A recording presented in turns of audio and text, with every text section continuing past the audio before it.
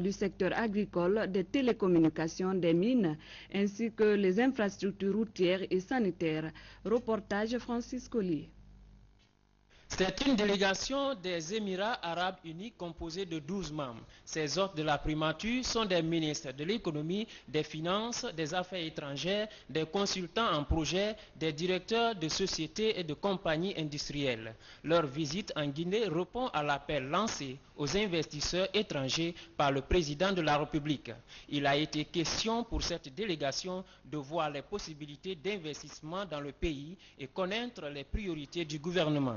Le Premier ministre Mohamed Saïd Fofana a exposé les défis pour lesquels le gouvernement doit agir dans un délai raisonnable. Il s'agit de l'électricité, de l'agriculture, des télécommunications, des mines, du tourisme et des infrastructures routières et sanitaires. Le chef du gouvernement, visiblement satisfait de cette visite, devant renforcer la coopération économique entre la Guinée et les Émirats arabes unis, a rassuré la délégation de la disponibilité du gouvernement guinéen. Avant de se rendre au département des mines, où la délégation a été reçue par les ministres des Mines, des Travaux publics, de l'Habitat, Urbanisme et Construction sur les grands projets miniers, de construction de la route Labé-Sénégal et de logements sociaux, le chef de la délégation a précisé. Just to come here, to discover opportunities of investment they were in Guinea. Nous sommes ici sur invitation du président et du ministère des Mines pour explorer des secteurs de collaboration et investir dans ces secteurs-là. Alors nous avons aujourd'hui des représentants du secteur des ports, de l'énergie, des mines, de l'électricité, télécom, ainsi que le fonds souverain, le financement. Ça fait partie du programme, un peu le protocole. Nous sommes honorés de rencontrer le Premier ministre qui ensuite nous introduit à ses ministres. Le Premier ministre a aussi reçu une délégation des investisseurs sud-coréens introduite par le consul honoraire de la Corée du Sud en Guinée. La délégation est venue s'informer de la situation économique et voir les possibilités d'investissement qui feront l'objet très prochainement d'un forum des investisseurs en Corée du Sud. Forum auquel la Guinée est invitée. L'État a demandé à la Corée du Sud de les aider au secteur de l'énergie, l'agriculture, construction des maisons sociales. Bientôt, il y aura des délégations guinéennes qui seront à Corée. Après là-bas, maintenant, on va voir ce qu'on peut faire. Enfin, un accord entre la Commission électorale nationale indépendante et le ministère de la décentralisation. Ce protocole vise à renforcer la synergie d'action des deux institutions dans le cadre de l'organisation des futures élections en Guinée. La rencontre a mobilisé plusieurs acteurs du processus. C'est un reportage de Mohamed Lamine Camara.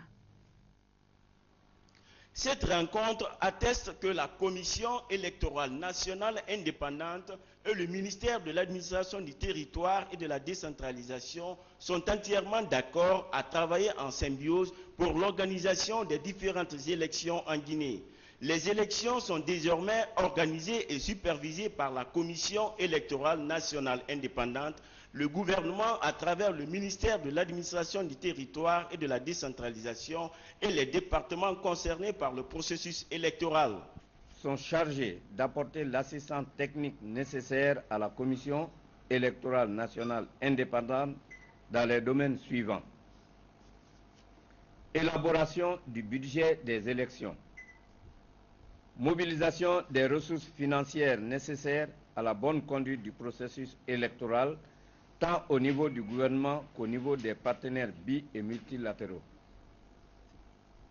Enregistrement des électeurs, conception, production et mise à la disposition des documents et matériels électoraux. Opération préparatoire du scrutin. Élaboration et exécution du plan de communication électorale. Détermination du montant de cautionnement et du plafonnement des montants des dépenses pouvant être engagées par un candidat ou un parti politique qui prend part à une élection. Identification, organisation et sécurisation des espaces et matériels électoraux. Mobilisation des ressources humaines et matérielles nécessaires à la conduite des opérations électorales. participation à la centralisation des résultats, participation à l'examen des procès-verbaux. Cette signature du protocole d'entente s'inscrit dans le registre de la collaboration entre la Commission électorale nationale indépendante et le ministère de l'administration du territoire et de la décentralisation en vue de renforcer la synergie d'action pour une réussite du processus électoral guinéen. C'est pourquoi le président par intérim de la Commission électorale nationale indépendante et le ministre en charge de l'administration du territoire se sont félicités de cette signature, ce qui prouve à suffisance la volonté du gouvernement à bien conduire les prochaines consultations électorales. Ce protocole est un bréviaire, un document de référence pour une élection réussie dans notre pays. Il traduit, il ne faut pas l'occulter du tout, une ardente volonté des organisateurs des législatives et des autres élections d'aller ensemble, la main, dans un esprit de franche collaboration. Je crois que le fait d'accepter ce protocole d'entente, c'est une victoire pour notre pays. Pour ceux qui ne le savent pas, toute loi, quelle que soit la nature des lois, il y a toujours un texte d'application. Il y a encore 2 ans, je crois, ce même ministère se battait pour avoir un décret d'application qui a été à l'époque considéré comme si c'était une violation de la constitution guinéenne. Il convient de rappeler que le chronogramme des élections sera proposé par la Commission électorale nationale indépendante et validé par le ministère de l'administration du territoire et de la décentralisation. Plus d'1 million d'euros pour la prise en charge de la malnutrition aiguë chez les enfants de moins de 5 ans. C'est un geste de l'Union européenne à travers l'UNICEF Guinée. La signature de cette convention de signature s'est déroulée au siège de l'UNICEF. C'était en présence de plusieurs cadres du ministère de la Santé et de l'Hygiène publique. Maïmouna Bella Diallo. La malnutrition est un problème de santé publique dont les premières victimes sont les enfants. Des enquêtes réalisées en 2008 par l'UNICEF et le Programme alimentaire mondial PAM révèlent que 40% des enfants de moins de 5 ans souffrent de malnutrition sévère. C'est justement pour remédier à ce problème que l'Union européenne et l'UNICEF ont signé une convention de contribution au programme de prévention et de prise en charge de la malnutrition aiguë de cette couche vulnérable. C'est un appui financier de l'Union européenne à la Guinée à travers l'UNICEF d'une valeur d'1 650 000 € pour une durée de 2 ans. La malnutrition, c'est plus que la faim. C'est une violation des droits humains les plus basiques qui laisse ses victimes pour toujours physiquement et intellectuellement désavantagées. Le projet, qui durera 2 ans, fonctionnera à 3 niveaux du système de santé, dans les communautés, dans les centres de santé et dans les hôpitaux de référence. Au niveau communautaire, nous allons travailler avec les familles, les agents communautaires pour améliorer les pratiques nutritionnelles et pour aider les agents communautaires à dépister 700 000 enfants pour la malnutrition. Ce projet est excessivement important et urgent car il s'agit non seulement de contribuer à l'amélioration de la sécurité alimentaire et de la situation nutritionnelle des populations guinéennes, mais surtout de sauver la vie d'un grand nombre d'enfants malnutris et en situation de vulnérabilité nutritionnelle grave. Dans la continuation et la pérennisation des interventions de prise en charge de la malnutrition que l'UNICEF et le PAM, avec le ministère de la Santé et de l'Hygiène et des ONG partenaires, ont mis en place depuis 2007 à Conakry et dans les principales villes secondaires de Guinée. Satisfait de ce don, le gouvernement guinéen promet d'investir ce montant dans la prévention et la prise en charge de la malnutrition chez les enfants. Il s'agira spécifiquement d'améliorer la situation nutritionnelle des enfants de moins de 5 ans parmi les populations les plus vulnérables de Conakry, de la Haute-Guinée, de la Moyenne et de la Guinée forestière.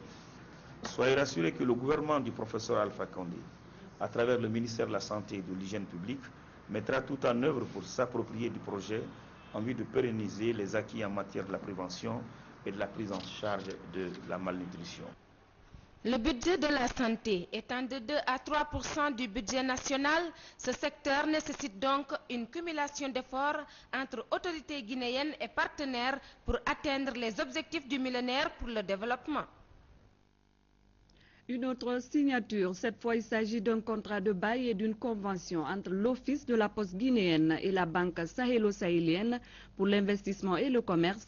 Ce partenariat a permis à l'OPG de bénéficier de 2 minibus pour le transport de son personnel. Ceci avec l'appui du ministère des Postes, des Télécommunications et des Nouvelles Technologies de l'Information. Reportage Modinou Diallo. L'enceinte de la Poste a connu une foule nombreuse à l'occasion de la signature du contrat de bail et de convention cadre de partenariat entre l'Office de la Poste guinéenne et la BESIC, Banque sahélo-saharienne pour l'investissement et le commerce. Cet accord de partenariat interviendra dans l'amélioration des capacités techniques et institutionnelles des travailleurs de l'OGP, ceci pour hisser la Poste guinéenne au niveau des postes modernes de la sous-région ouest-africaine. S'est engagé pour l'exercice 2009-2012 à soutenir 2 importants projets de la Poste guinéenne, à savoir le projet FAC, Fonds pour l'amélioration de la qualité de service, d'un montant de 58 750 US$ pour la fourniture des équipements informatiques et un logiciel IPS Lite, le projet intégré pluriannuel PIP d'une enveloppe globale de 100 200 francs suisses. Le protocole que nous allons signer tout à l'heure est une illustration éloquente de la volonté de 2 parties de mettre en commun leurs expériences et leur complémentarité pour la réalisation de notre noble mission de participer de manière déterminante à la bancarisation du pays. L'exécution des 2 projets et la remise des 2 minibus viennent accroître aussi la recette de l'OPG par une maîtrise de la gestion des comptes internationaux, par la fourniture d'un logiciel et la formation des cadres et agents chargés du service de la comptabilité internationale et surtout la réduction du délai de transport des courriers par la réorganisation du plan d'acheminement national par le transpostal. Ici, à sa juste valeur, le contenu des documents soumis à notre appréciation et qui comprennent d'une part d'une convention cadre de partenariat et un contrat de bail des locaux de la Poste de Forcaria devant abriter conjointement les agences de la BICIC et de l'OPG. Je vous en félicite et surtout vous encourage à œuvrer davantage au renforcement et à l'élargissement de vos domaines de collaboration.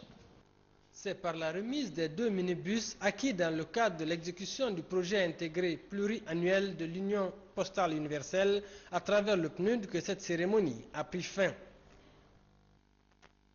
L'université Gamal Abdel Nasser de Conakry vient de tenir son conseil d'administration. Au centre des discussions, l'exécution des recommandations issues de la dernière session et l'organisation du 50e de l'institution. Compte rendu Ngadi Keita. L'université Gamal Abdel Nasser de Conakry a tenu cette semaine son conseil d'administration. Une session extraordinaire qui s'est tenue au bureau du recteur de cette première institution d'enseignement supérieur de la Guinée. Un conseil d'administration composé de 13 membres statutaires, dont un représentant des étudiants, un représentant des travailleurs non enseignants et des enseignants. Ce conseil d'administration était présidé par El Haj Suleiman Sissé, ministre du Plan et de la Statistique. Cet organe de décision de l'université Gamal Abdel Nasser de Conakry a débattu des points axés sur l'examen de l'état d'exécution des recommandations de la dernière session extraordinaire tenue en 2005 de l'organisation du 50e de l'université Gamal Abdel Nasser de Conakry. Le manque de locaux, la pléthore des étudiants dans les salles de classe. Une situation qui complique la tâche des enseignants-chercheurs, étant donné que l'ampleur des charges pédagogiques, la diminution du temps de travail et les dures conditions d'accomplissement de leur mission. Le mérite revient à l'université d'avoir pu exhumer le conseil d'administration de ses cendres depuis plus de 6 ans. Cela nous a permis de passer en revue l'ensemble des problèmes qui ont été évoqués lors du dernier conseil d'administration et de reformuler les recommandations qui en